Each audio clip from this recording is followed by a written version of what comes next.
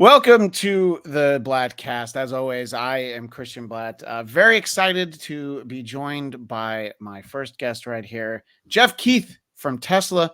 Jeff, thank you so much for taking the time to chat with me today. Oh, thank you. Thanks for having me. I've gotten a chance to talk to Frank a couple times. I've talked to Brian a bunch of times. This is the first time I'm getting a chance to talk to you. You know what? I'm sorry, but all of a sudden your volume went out. Oh, you don't hear me anymore? Oh, now I hear you great. Okay, so now you're hearing me. Okay, hearing you full blast, but as soon as you went into recording, okay, it got real low. I don't know why. Everything's good now. Everything's great now. Yeah. All right. But I let's won't see touch my microphone. Yeah. Okay, great. All right. So we're still recording, and all right. This is a little something extra for people on the YouTube page to get to see. This is behind the scenes. What happens when technology attacks? Yes. Jeff, in the past, I have had the chance to talk to Frank a couple of times and Brian a bunch of times. And I'm very excited for the first time to get a chance to talk to you. And whenever I have spoken for the first time with Frank or Brian, I always feel it's imperative that I show off the shirt that I'm wearing right now, which is my my Pusshead Tesla shirt from the Psychotic Supper tour. Oh, love that shirt. Yeah. And I will pass along that the first time I showed Brian, he was like, man, you can wear shirts from 30 years ago? Lucky you. And let's just say, though, Jeff, it's a little bit more snug than when Of course, I hear you. I know the feeling. Than when I was 16. Yeah, I know the feeling. Since we're doing show and tell, I want to point out that is not the only Tesla shirt I have. I saw you guys at the Vegas residency back in March, not when you just did it. So I figured I needed a not sunset strip, but a Vegas strip. There you go. You got to have it. Yeah, exactly. You know, look, if a publicist is kind enough to put me on the guest list for a show, the least I can do is buy some merch, you know? Well, thank you. Absolutely. And you wear it proudly, right? Oh, yeah, absolutely. And this shirt, I have to admit, the one I'm wearing right now, it's probably only got a few more cycles through a washing machine before I might have to retire it. So I only wear it very sporadically. So, right. For talking to the guys in the band, I always bust it out for that. So there's a lot I want to talk to you about, but the first thing is I think it's great that the current release for Tesla, it's a live album. It's called Full Throttle, and I think the interesting thing is you guys have had a few live releases before, and Jeff's showing it off. And there you go. Yeah, oh, I've got that's better. That's better. I've got it big right there for our visual audience. And let's kind of talk about the fact that it's a little bit of a different approach. You know, I mean, you guys have had a few live releases. You know, there's the Mechanical Resonance Live, which is, you know, live tracks of every song on your first album. And there have been some other ones, obviously. You know, I guess the biggest is probably the Man Acoustical Jam album. I mean, that's a huge live record for you guys. But for this one, I thought it was interesting that if you look at the track listing, there's some songs that aren't on there. But the point is that these are all songs that I guess had never been on a live album before. Correct. Yeah. And we did the Aerosmith song, SOS Too Bad. And it was a few of the songs that never got a chance to have a video or a live recording of. So that's why we made the choices were made. There you go. All right. Yeah. We're only going to play a few seconds, though, because of the way that YouTube works. You start putting music up there, they start. But I just wanted to show it to everybody. So here, so people watching the video will still get to see it. But yeah, I'll talk to you about this choice in cover, of course, of SOS Too Bad from Aerosmith's Get Your Wings album. But so putting those songs together, they were really songs that just sort of, you know, the songs that are on there hadn't really been, and you know, they're well-known songs, you know, like Changes and Lazy Days, Crazy Nights, Edison's Medicine. That surprised me that hadn't been on a live release before, but I think it was an interesting idea, you know, because there's you could have just put out a whole show that still had all the same songs on it that we'd heard before, but I think trying to give the audience, well, here's songs you haven't heard before. I think it's a great way to do it. Yeah. It's like how Kiss Alive 2 didn't have Rock and Roll All Night on it because Kiss Alive 1 did. So it's like, hey, you've got it already, right? So yeah, well, I think we record every night for whatever reason. We just record it, and those guys listen back to it, Frank and Brian and them, and they said, hey, the show came out really good, and maybe we should release, little live record from the Full Throttle Saloon. yeah. And the Full Throttle Saloon, that's in Sturgis, right? Where correct. The bike rally is every year. So that's correct. Yeah. Motorcycles everywhere and good music. And I'm gonna bet that there was a good raucous crowd that night. At least it sounds like it. I mean, you don't have to worry about playing to crickets at all if you're gonna do a show in Sturgis. No, it was on. It was on. Yeah. Talk a little bit about the idea of doing SOS Too Bad, the Aerosmith cover, which there is a video for, which our visual audience is getting to see. Obviously, I mean, there's so many great Aerosmith songs, but I thought it was an interesting choice because it's a great song, but it's not, one of like the 5 Aerosmith songs that you hear on classic rock radio. So the fact that I don't want to call it an obscure song because it's Aerosmith, but was the idea of like, let's try and figure out something that maybe people don't hear that often. I think so. And Frank was spearheaded on that whole deal. And, like you said, let's do an Aerosmith song. We were like, yeah, of course. We cut our teeth on Aerosmith. They're big inspiration for us. And he said, what do you guys think about SOS Too Bad? And we were like, yeah, man, I think that's a great idea. So turned out great. It's a great song. You can't go wrong with a great song. And we've been known to cover a lot of songs. And of course, if you're going to cover one, why not cover one a bit more obscure than the ones you usually are hearing? So yeah, and in reading the notes, obviously it was Frank who said this, but that basically he learned to play guitar listening to Aerosmith Live Bootleg, which I will hold up my CD of that for. Yeah, it's one of my favorite records ever. Well, and I think look, I just referenced Kiss Alive, and of all those huge 70s live albums, it's the one that by every account is the most live. They didn't I don't think they fixed anything on it actually. And, right. And it sounds so great, and it's got all the songs, but I always loved stuff like towards the end of the album, it has like I Ain't Got You, Mother Popcorn, and all that stuff. Yeah, love that record. I was a kid listening to that, and I'd never heard any of those songs. You know what I mean? So what is all this? Yeah. I used to just wear that 8-track tape out. The interesting thing about 8-tracks though is that sometimes the track would end like in the middle. So I hope that that didn't happen while you were listening to Live Bootleg. Yeah, but it did, of course, because it's 8-track tape. But you know what the cool part about it is it just goes on and on. It doesn't stop. I mean, you could be partying, whatever, go to sleep, pass out, wake up, and it's still going. Yeah, no, I love that. And it definitely, it made sense when I was reading that from Frank though, that it would be like, you'd get so excited. Like I could listen to this record, or I can go grab my guitar and play along with Joe Perry, so there you go. Yeah. And obviously SOS of course is on Live Bootleg. So I think it was a great choice to include on the live album. And, I referenced before that I caught one of the shows you did on the Las Vegas residency. You did a bunch in March, and then you did it in October.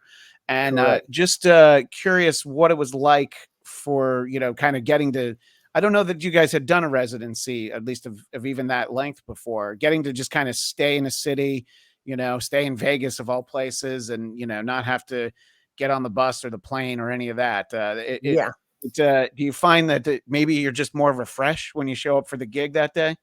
Well, you know what? People really enjoy it, and Vegas is one of the people's most favorite cities to go to, and to go there and go to party in Vegas and have one of your favorite bands, which for some people we are, and so it turned out great. We did it in March. It turned out so great. We did it in September October.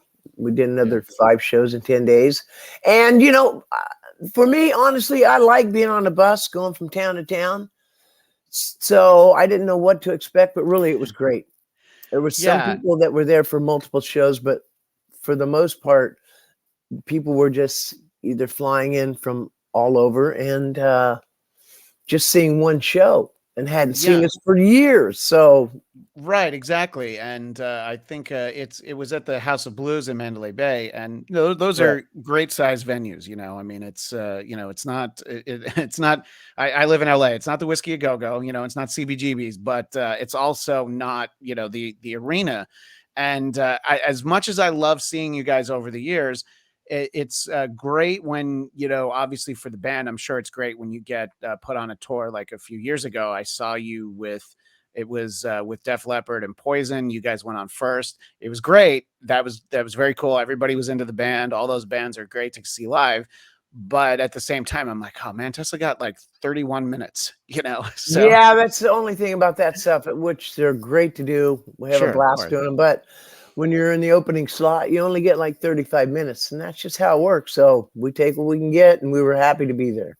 So getting to do shows like these, and this was the first headline show I'd seen in a little while, and it was great. And as you referenced, people would go to multiple nights, so you would mix up the set list fairly well. Yeah, Is there ever a night where you're like, there's always the songs that you have to play, right? And I remember years right. ago, not a few years ago, I talked to Dave Perner, who's the lead singer for Soul Asylum, and I kind of asked him a variation of the question I'm about to ask you. I'm like, yeah, you have a bunch of big songs. You probably have to play Runaway Train every night. He's like, sometimes I ask the crowd, do you want to hear Runaway Train or do you want to hear this song? And he's like, some nights they ask for the other song. And I'm like, really? Well, sure, yeah. I mean, if you're getting the people that come to multiple shows, Sure. Yeah. but you've always got to play to those people that are just coming to see one show, and you got to play what they call the staple songs.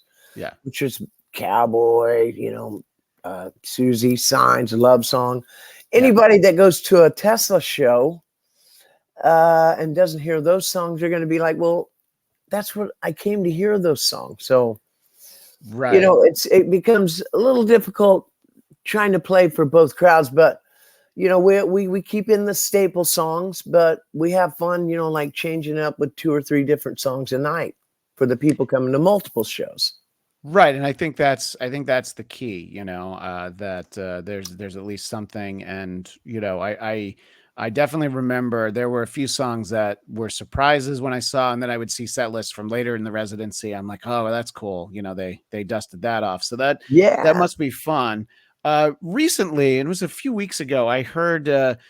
I think it was you, Frank, Frank wasn't there. It was you, Brian, and Dave. You were in studio with Eddie Trunk on Sirius XM talking about people were calling in with their 5 favorite Tesla songs. And the interesting takeaway that I got from that was at least you and Brian, and I think Dave said so too, your favorite of your own albums is Psychotic Supper. Absolutely.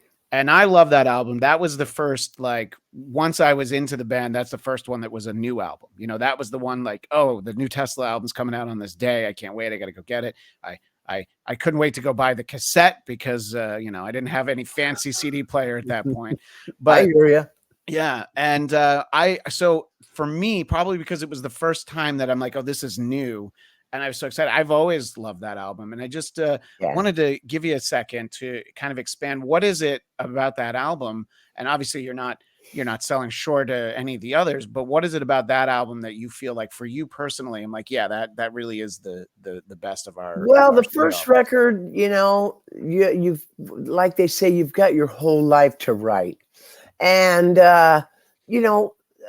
with Steve Thompson, Michael Barbiero, our producers, and with our management and Tom Zutat, they're all helping you to make a great record, which Mechanical Resonance came out great. And then you're doing the second record, which is what sometimes they've been referred to as watch out for the sophomore jinx, because can you repeat something? But with Psychotic Supper, we just kind of had a better idea of who we wanted to be and how we wanted to be, which was still just like the first 2 records, just, we just did some things that were, a little bit more on top of things, like put this in your pipe and smoke it, things like that, just, Yeah. but just, I don't know how to explain it, but just, it was just a more open experience of, we were already kind of defined who we were with the first two records. So now we knew who we were. Right, exactly. You guys knew who you were, and then also, you had to, obviously, established yourselves fairly well. I mean, the show I bought this T-shirt at, by the Psychotic Supper tour, you guys were headlining. I mean, you were at the county fair near me, but you Yeah. also played at like an arena. So it was like, obviously, I feel like when you have success, there's probably like a little bit more like hands off, or it's more like, you know what, they got this, Yeah, and and and also Man Acoustical Jam we did when we were on tour with Motley Crue. We did that between Great Radio and Psychotic Supper. So on top of that, that just we were very successful with that acoustic record live, and it just made us feel like like I said, we had a better idea of just who we were and wanted to be. Yeah, and I think it's interesting because the the idea of Man Acoustical Jam, it essentially, I mean, I think in my memory, it predates MTV Unplugged. It was literally right before the big, like, oh, let's ever, before Clapton's acoustic and everybody's acoustic records started coming out.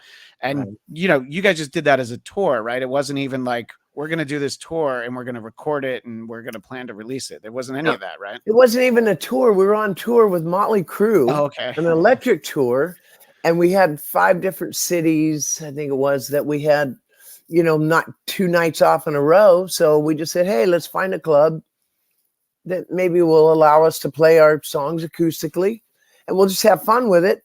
We did 1 or 2 shows and went, wow, this is feeling good. Next, we bring down a 24 track mobile truck and 5 cameras to record it. We record it, and it gets put up on the shelf, and me and Tommy and Frank went to some station up in Boston and played it live, and the phones, literally the old school phones, were ringing off the hook. Right. And people were loving it, and next they said, let's put this out as a live record, and I believe it's our biggest selling record to date.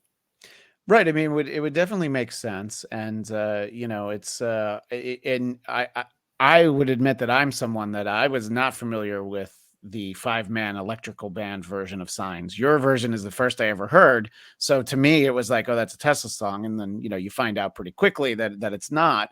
No. But, and that would be one of those songs, to refer back to what we're saying. It's like, even if you play, Love Song, Edison's Medicine, Little Susie, it's like, if you don't play Signs in a show, it's like, yeah, they did all the songs I like except for that one. So like Signs, you probably thought it was a fun thing, like, oh, let's put this in on our acoustic set.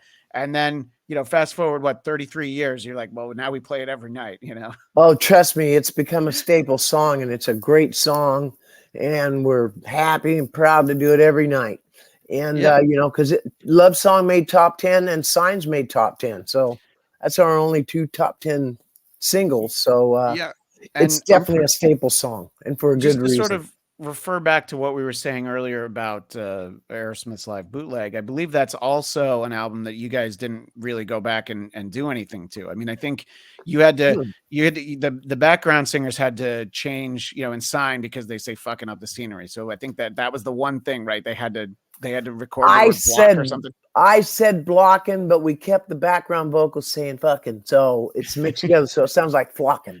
Yeah. So single. That's just for the single. That's the only thing. Just for the single. That's the only thing. And you can blame those potty mouths, Brian Wheat and Fred Cannon, for bringing that. Well, actually, I said it too. Oh, that's true. You know what? Yeah. You made my own fucking sign. You're right. Hey, that's right. So that's a great point. Yeah. I know. I forgot the lyrics for a second, but and it was it just seemed like it was such a great moment, and maybe it's the fact that it wasn't like, okay, the label wants us to do a live record, and somebody has this idea that we want to do an acoustic, but it was because I think the fact that it was organic, and clearly you guys are having fun. I mean, one of my favorite things about it that I think some bands wouldn't have put in there. You start singing Silly Love Songs, the Wings song, and you're like, I don't actually remember the words to that song, So Yeah, or maybe I'm amazed, something like that, that. you know what, you're right. It's maybe I'm amazed. Yeah. I got my wings confused. You're right. Yeah. Yeah. So that's what, yeah, and it's great. And I don't know. I think a lot of times when you hear some of the live albums, they don't particularly feel live. And that one, it's paced right. And of course, Full Throttle is a great collection of live music, and it Well, has thanks. SOS. And I loved the idea because it was a few years ago that you did the Mechanical Resonance live, and that wasn't all one show. It was just like, it's all the songs Pick from different cities. from Yeah. different cities. Yeah. And I think that was a great idea.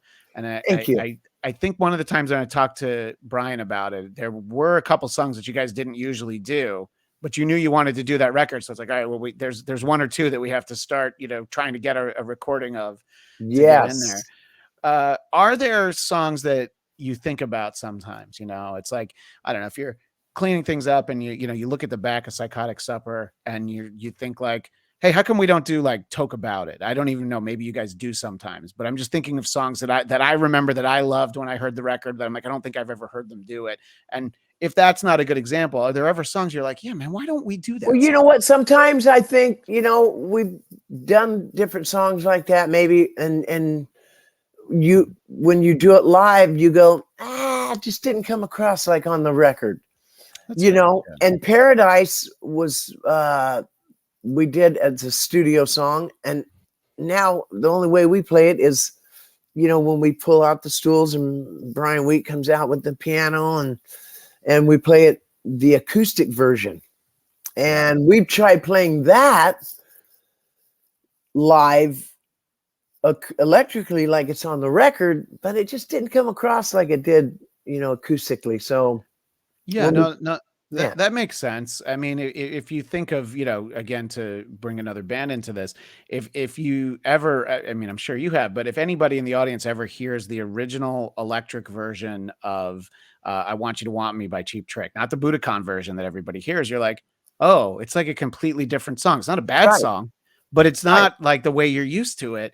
And I guess it makes sense that sometimes a song sort of, it finds a way, like seeing Guns N' Roses now compared to seeing them like 30 years ago, there's a lot of stuff that like Slash will still play the Godfather theme before, stuff. It's a lot of like, just sort of, it's the way that the songs evolve over time. And exactly, stuff like that's cool. It's cool to see it different, but yeah. So I guess I can see your point that, that there has to be a bad feeling of like, oh, we're so excited to bust out this song, and then like halfway through it, you're like, oh, this isn't. If it just isn't feeling right, it's like, hey, no big deal. Yeah. So obviously, it's great you have this this live release out with the cover of SOS Too Bad. Where is Tesla at in terms of new material for a new album? Shock was either last year or 2 years ago. I think that was the last full studio album. Yeah. So where are you at right now? Obviously, there's plenty of time to tour, but are there plans to get back in the studio? Well, we've released a couple singles, Cold Blue Steel, right, Time to Rock, and we're going to work on one that we're going to release sometime next spring. But I guess once we get enough songs or the time, I think the hardest thing is having the time, because when you put a record together, it takes like a year and a half to put an entire record together. Right. So I guess it would just be having the time to take the time off to make a record. So right now we're just content with putting out a single here and a single there and having fun going out there. The fans are still there. We just appreciate them so much, and we're still having fun with it. So once we get up enough songs and enough time to put together another record, that's when we'll do it. Right, exactly. I think I think that that is one of the good ways I think that things have sort of evolved, is that there isn't, it's funny, we were talking about Aerosmith at the beginning of the conversation. The fact that they would put out, Alice Cooper would do the same thing. Albums would come out like every 6 months, and you're like, how? Right. How do they do that? And and in some of the cases, it's like those are like their best albums that came out 6 months apart. Yeah. It's like it's crazy to think about, but and I guess it's great though that you guys are able to get out there because I don't know. I mean, it's funny. I was going back some of the interviews that I had done a few years ago, and I was reminded that it wasn't really that long ago that bands weren't touring, because just venues weren't open. You weren't sure if people wanted to Yeah. go to shows, and I was just thinking that was only a couple years ago, but it feels like 10 years ago. And I it's know. so fun to be able to go out like the night that I did when I was in Vegas and I saw you guys. And so it's got to be a great feeling.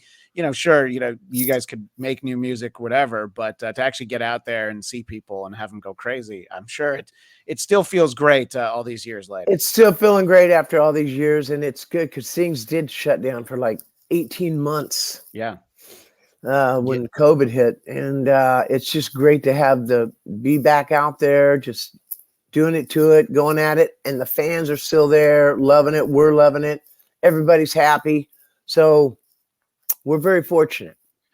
One thing before we leave, as we talk about putting together live set lists, I always think it's interesting, and it's fairly well documented that sometimes bands have songs that somebody in the band likes and maybe other people don't. My understanding is Gene Simmons hates "I Was Made for Loving You," but Paul likes to play it, and it's a big hit.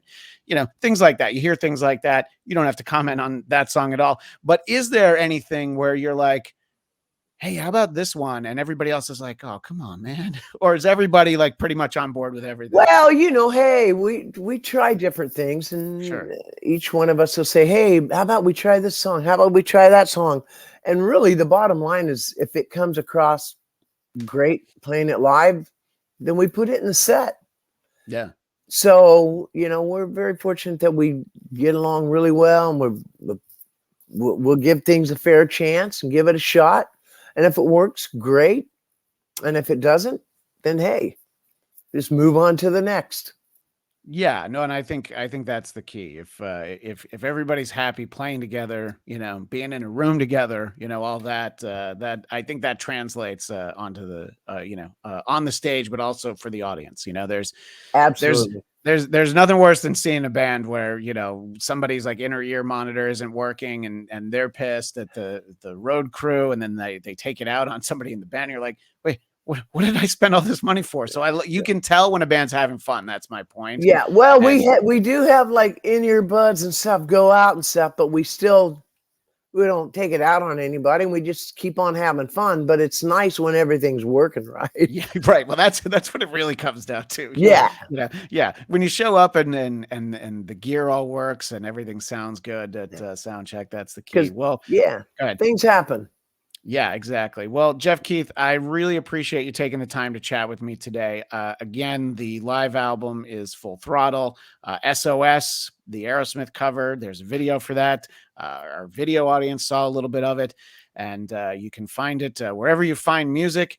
And I believe it's TeslaTheBand.com. Obviously, yes, you have to differentiate from any other company that might use that name. This is TeslaTheBand.com, and I hope that I get a chance to see you guys again soon. Whether it's a headline show or one of those shows where you only get 30 minutes, that just makes me hungry for more. You know what I mean, Jeff? You betcha, Christian. All right. Well, thank you. Hope you get to make the next one. Absolutely. Thanks again, Jeff Keith. And our audio audience will hear a little bit of SOS Too Bad right now.